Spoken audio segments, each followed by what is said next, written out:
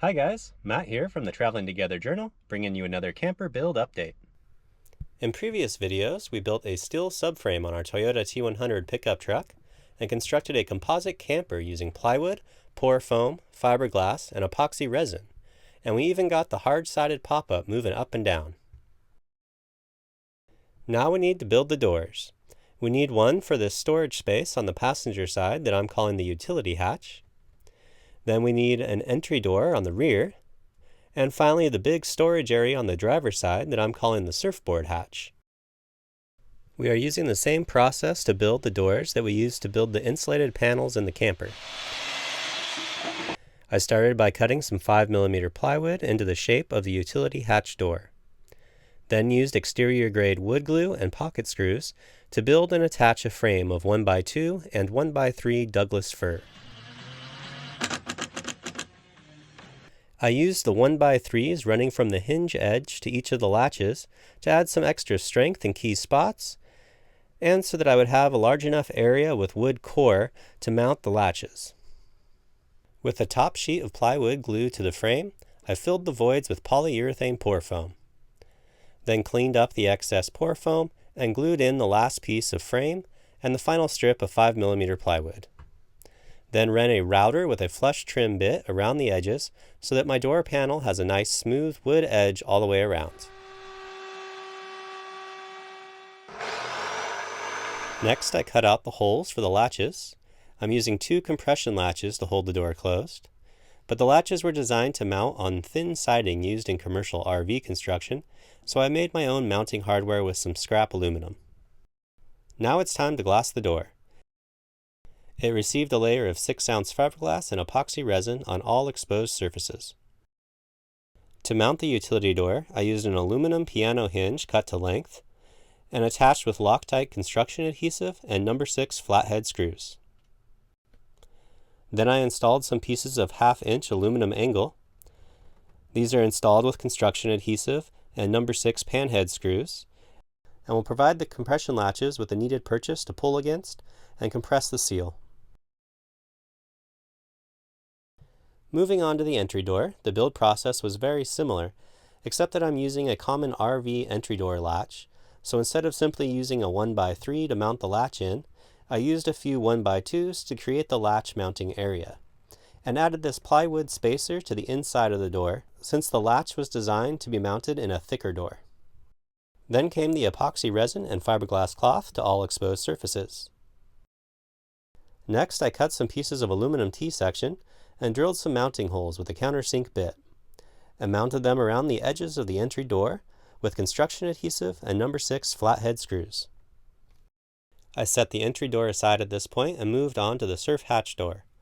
Obviously this door is much larger, but it is built with the same process as a utility door.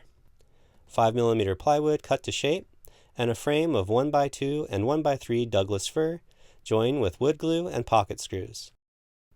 Then filled with pour foam before receiving the last bits of framing and a strip of plywood to even everything out.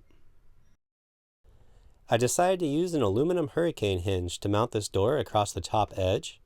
I cut it to a length 1/4 inch longer than the door and notched it on each end to fit with a slight overhang at the front and rear to avoid water running into the storage space when the door is open. Then I attached the top side of the hinge to the camper with construction adhesive and No. 8 panhead screws,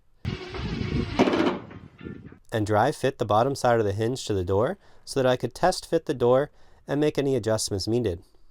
A little sanding around the corners, and it was ready for me to cut out the holes for the latches and coat it in fiberglass and resin, before permanently remounting the hinge to the door with construction adhesive and No. 8 pancake head screws. Next, just like in the utility hatch, I installed pieces of 1/2-inch aluminum angle around the inside of the storage area with No. 6 panhead screws and adhesive. But I ran out of Loctite construction adhesive, so I switched to Sikaflex 221. I slid the door back on, and everything seemed to test fit nicely at this point.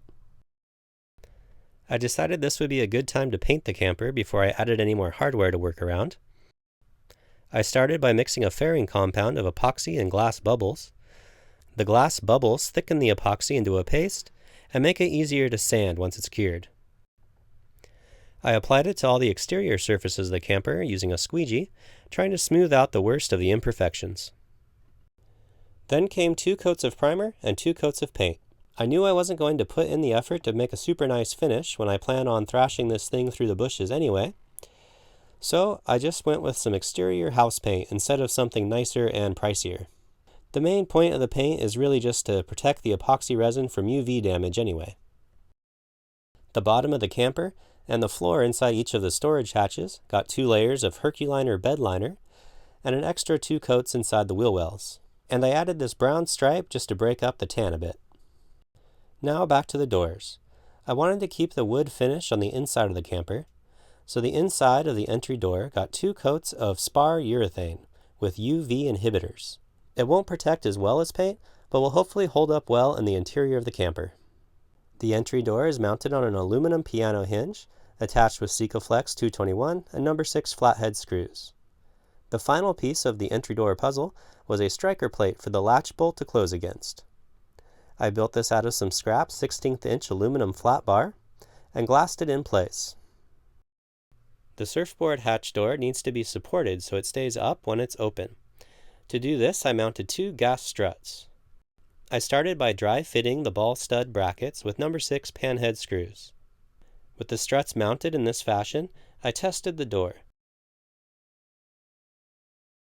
It opened and closed smoothly, but felt like a stiff breeze would be enough to overpower the struts and send it slamming closed.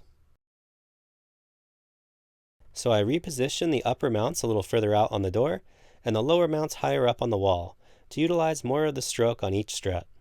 The effect was a noticeable increase in the force holding up the door without being too much to close or causing the door to spring open when you open the latches. So with my mounting location finalized, I remounted the ball stud brackets with Sikaflex 221 and number 8 panhead screws. The compression latches were installed in the surf hatch and utility hatch doors, and an EPDM foam rubber seal with self-adhesive backing was applied to the aluminum trim to create a watertight seal. The doors are opening and closing smoothly, and they feel quite secure when they're latched closed. I'm feeling pretty happy with how things turned out. Make sure you subscribe and turn on notifications so you don't miss out on the next installment, when sparks fly on a new rear bumper, and I finally get this thing back to being street legal.